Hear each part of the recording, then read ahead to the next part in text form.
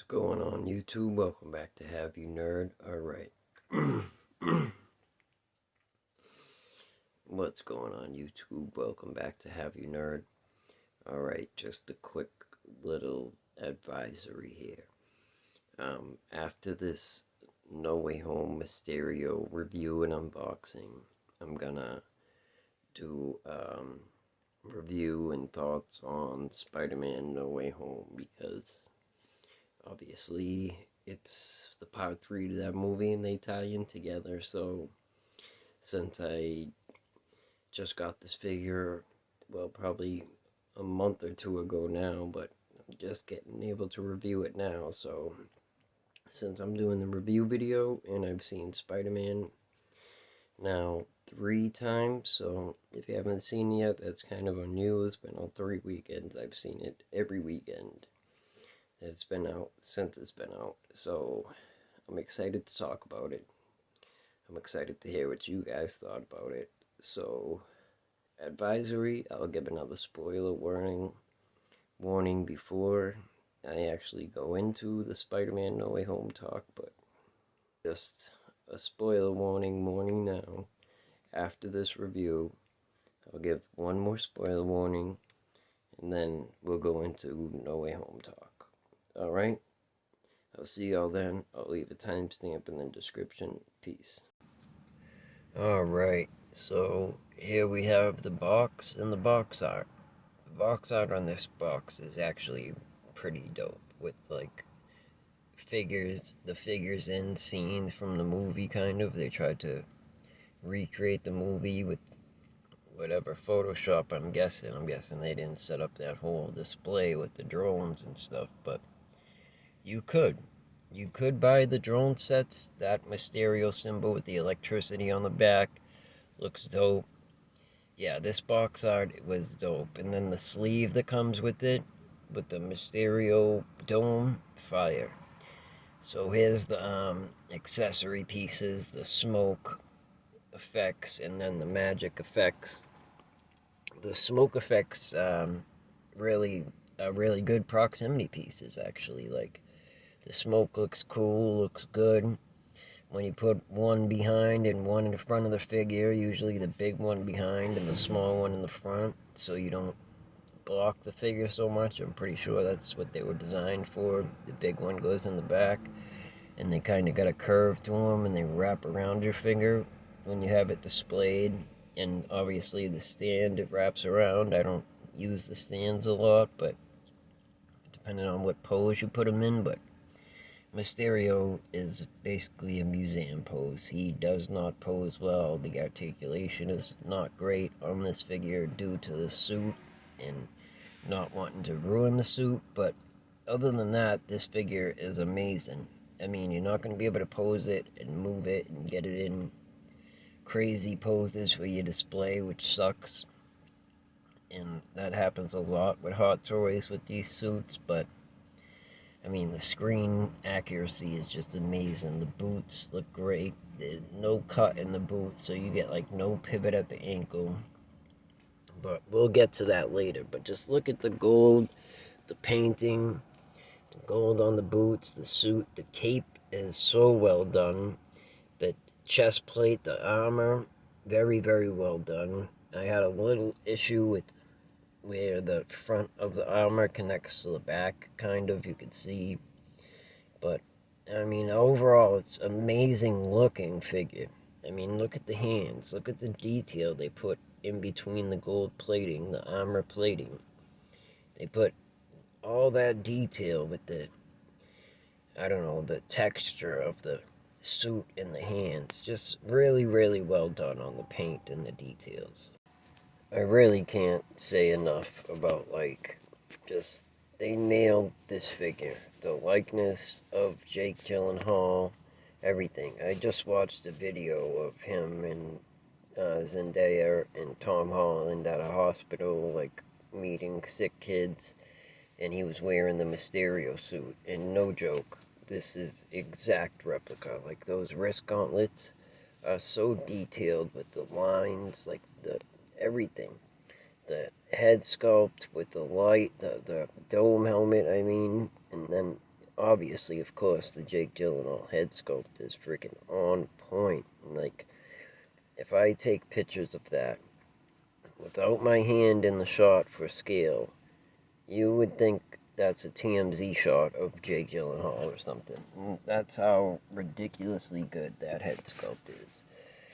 They've gotten so above and beyond with their head sculpts. Like when Hot Toys first started, they were still head and shoulders above everyone else.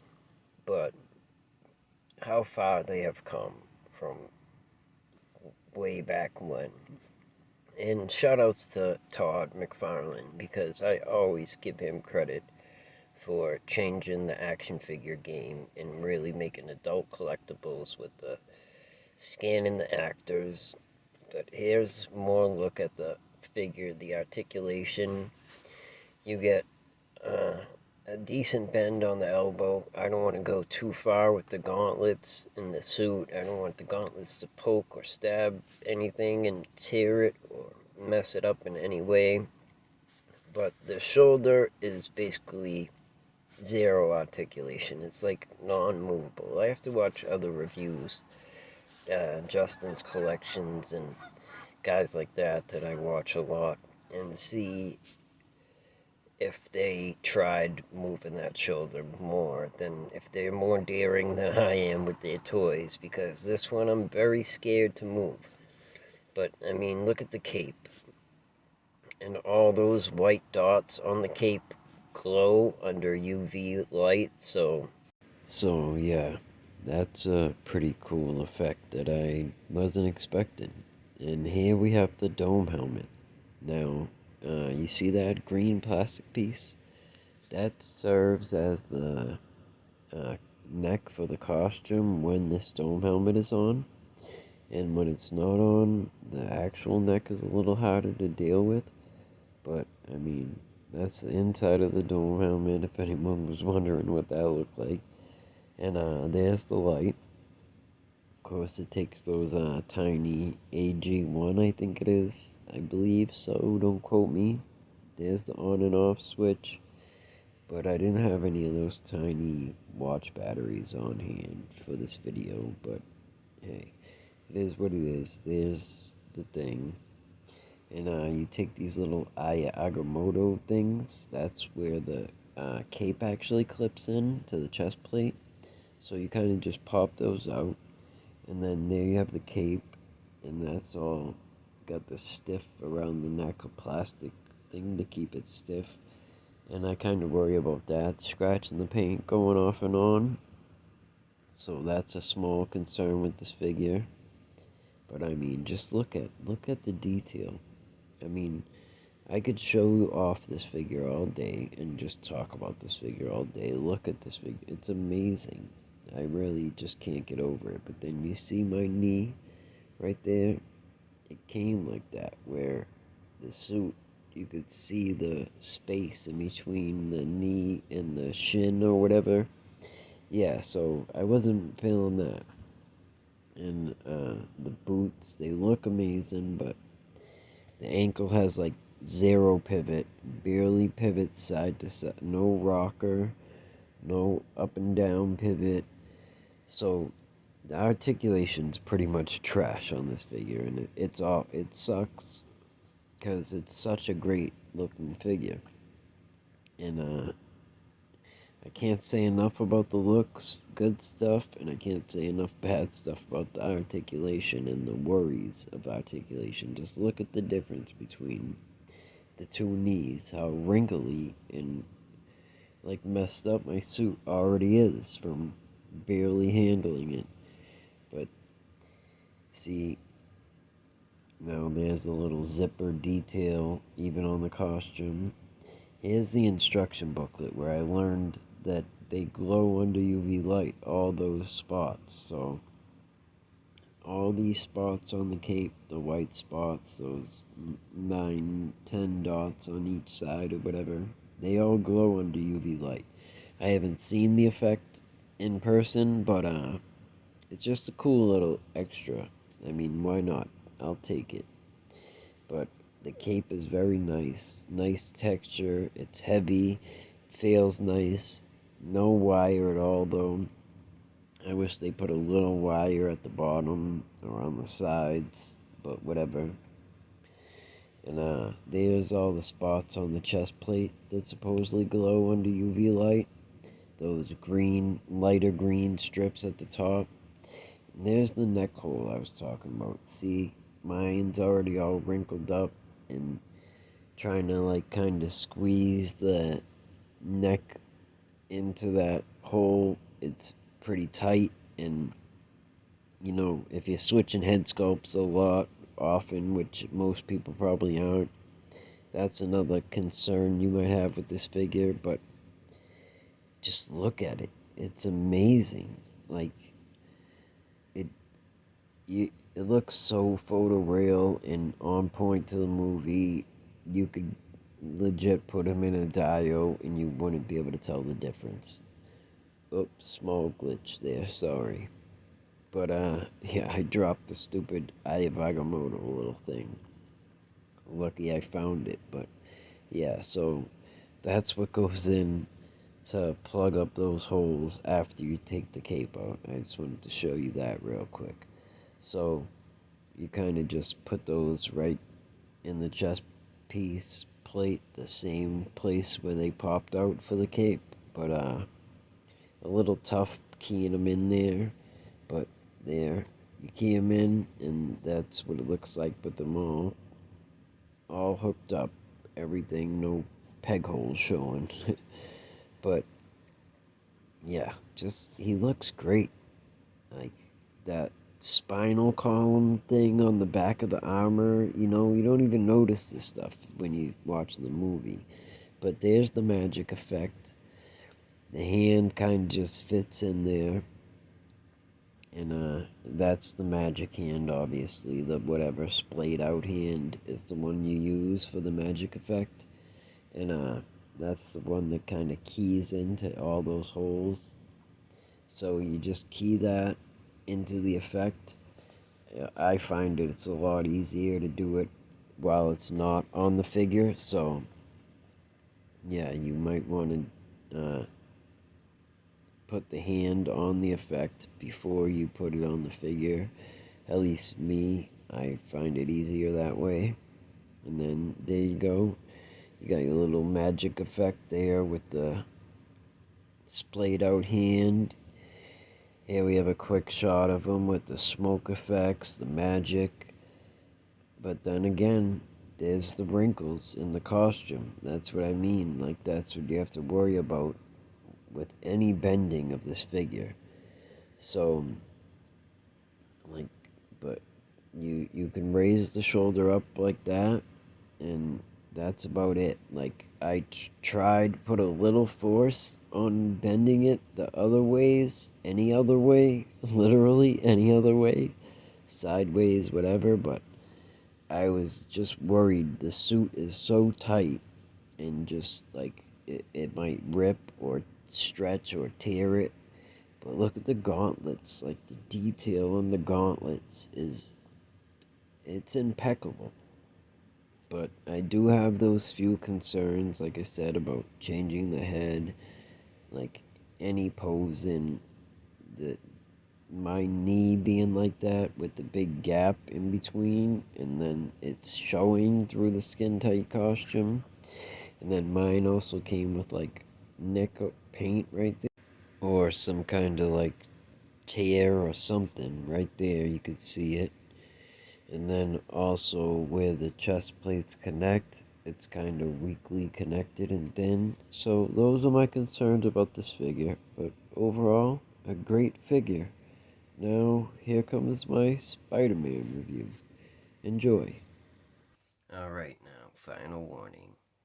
We're going into No Way Home talk right now. So, 3, 2, 1. Okay, you've been warned. So, yes, amazing. Freaking amazing movie.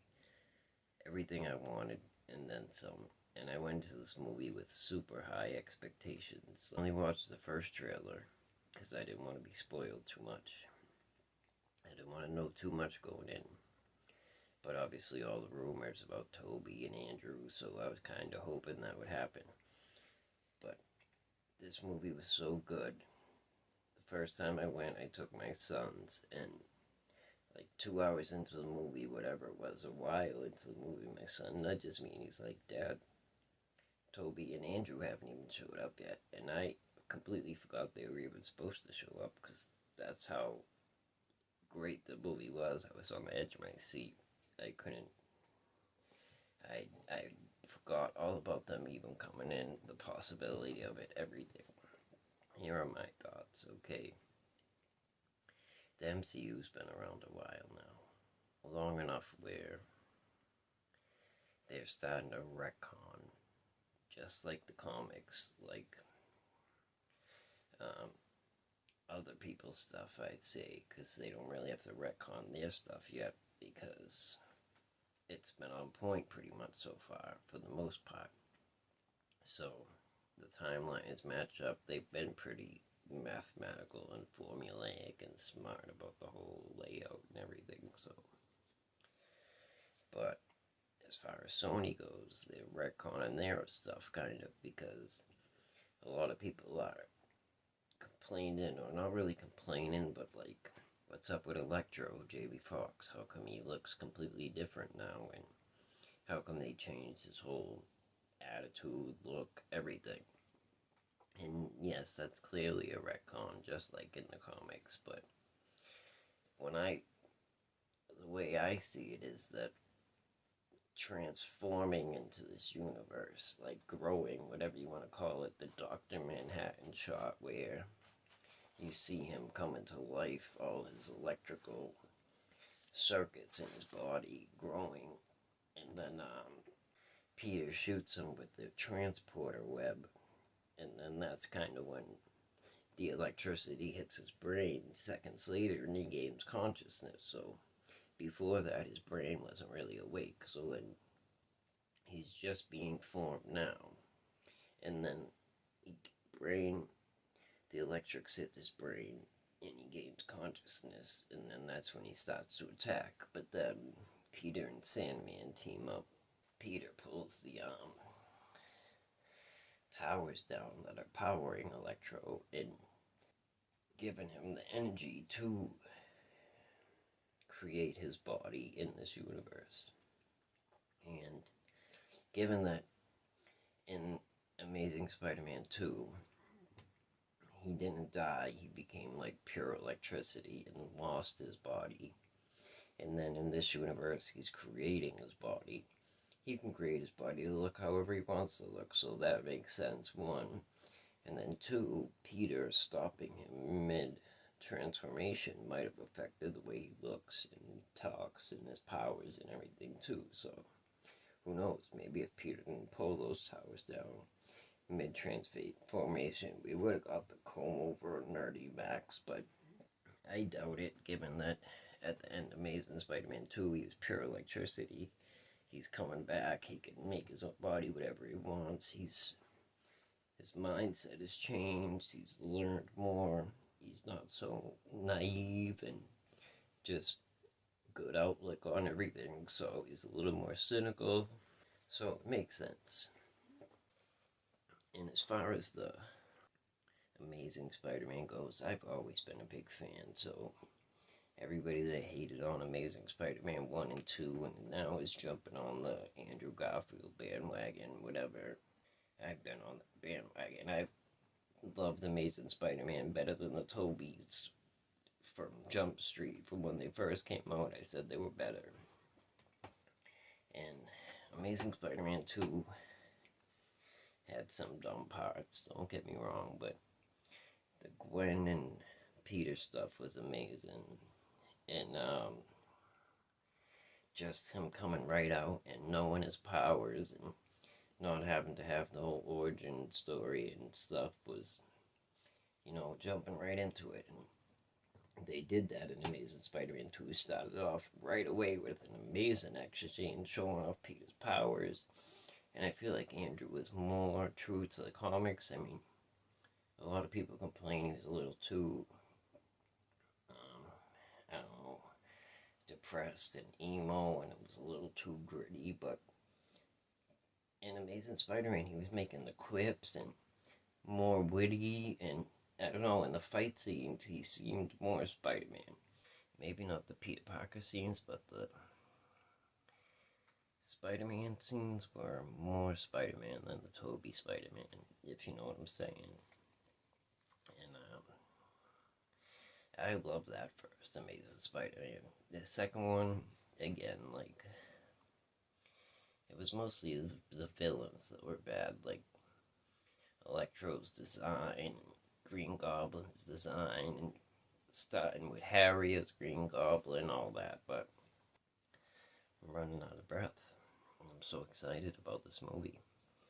But yeah, when Andrew's talking to Peter right after May dies, and he's talking about like being rageful and all of that, I would love to see that Amazing Spider-Man 3. I know there's a big push to get Amazing Spider-Man 3 made now by the fans. All of a sudden, there's a big bandwagon, but so if they do it, I hope they do that Sinister Six build up that they left off with Amazing Spider-Man 2. Give us the Sinister Six, but give us a very angry, rageful Spider-Man. I would love to see that. The one thing I really hope doesn't happen is that now that there is all this hype around the other two Spider-Man, that Sony doesn't think that now all of a sudden they have the juice to do it on their own and decides to take their toys home and play with them and not share with Marvel, and tries to force Spider-Man, their Spider-Man, Tobey or Andrew, into Venom 3 or Morbius 2. And I just really hope they don't do that. I hope they don't ruin these characters now. I hope they let Marvel stay in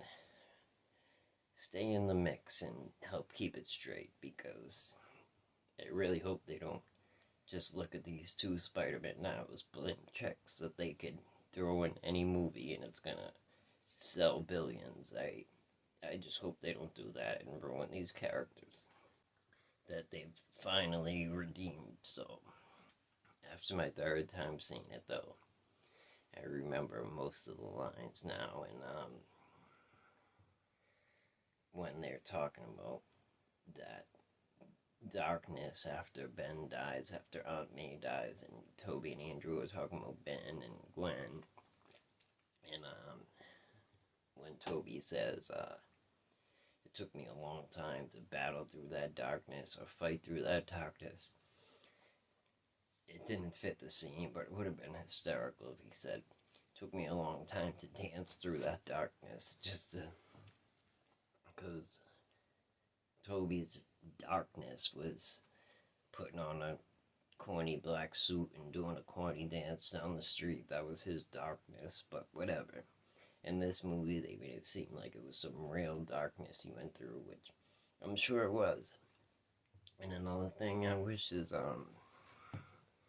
when they're all comparing villains and battles that they've had before, they all only talked about battles we've seen in the Tobey trilogy or the two Amazings.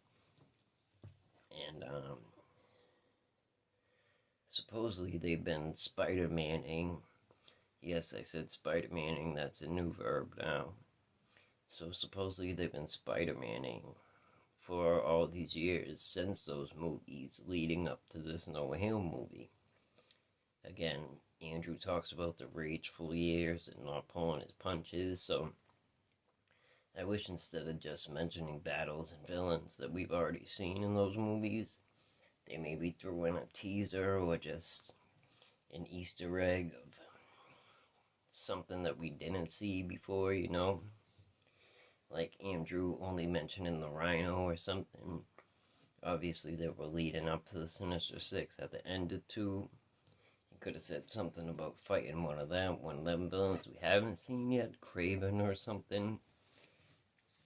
You know, it would have been amazing if he said, oh, I thought this one guy tried to hunt me through Central Park wearing nothing but a cheetah loincloth or something. That would have been hysterical.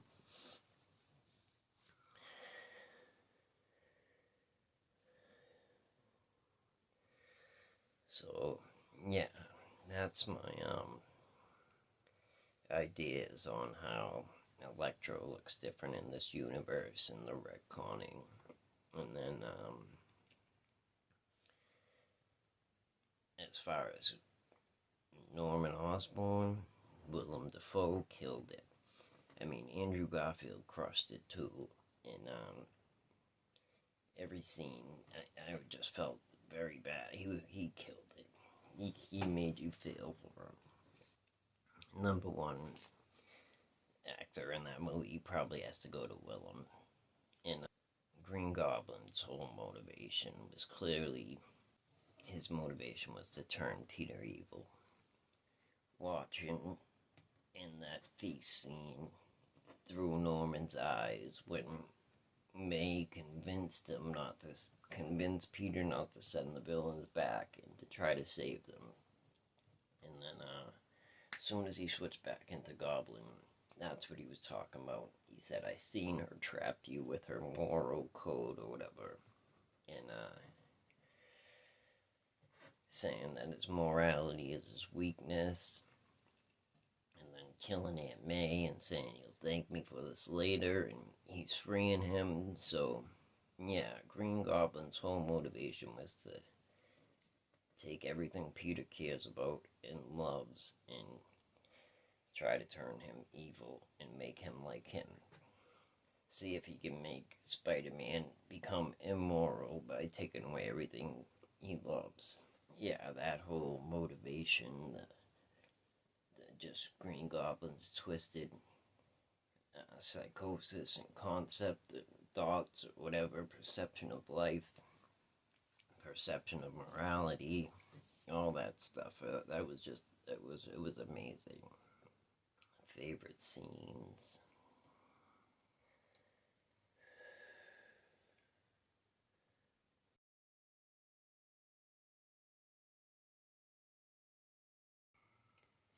Oh, I don't know, it's tough to say, but maybe 3 favorite scenes are, there's so many, I don't know, when Peter tells him, Peter 1 tells him he's in the Avengers, and what's that, a band, and just all that hysterical, the back-cracking scene, when they finally start to work together. There's this one scene where they're going around the corner of the Empire, the Statue of Liberty, and they all web each other and pull each other around the corner at the same time, like out of midair. They, instead of using the building to web and take the turn, they all web each other and do the turn. It was crazy. They made Green Goblin so OP in this movie. It was so sick. Like, Spider-Man does this move where they're on the balconies, and obviously balconies are stacked like that. And Peter does this thing where he shoots his webs up to the ceiling, pulls Norman up as fast as he can, then in midair spins, puts his feet on top of Norman, and then shoots his webs down and pulls him into the ground with his feet right through the floor. And Peter does like 3 things like that to Norman, and Norman doesn't have a scratch, not breathing heavy, nothing. Norman picks up Peter, suplexes him through the ground. Peter's all banged up. Just so OP. That first fight scene right there was sick. So, yeah, those are probably my top 3 or 4 moments in the movie. Let me know what you guys think, what your favorite moments were. If you think I missed anything, if you think I'm wrong about my Electro retcon theory, or anything. Just, I want to talk about this movie, honestly. So, leave some comments. Give me something to comment back about. Let's talk nerdy. Alright? Peace out. Till next time.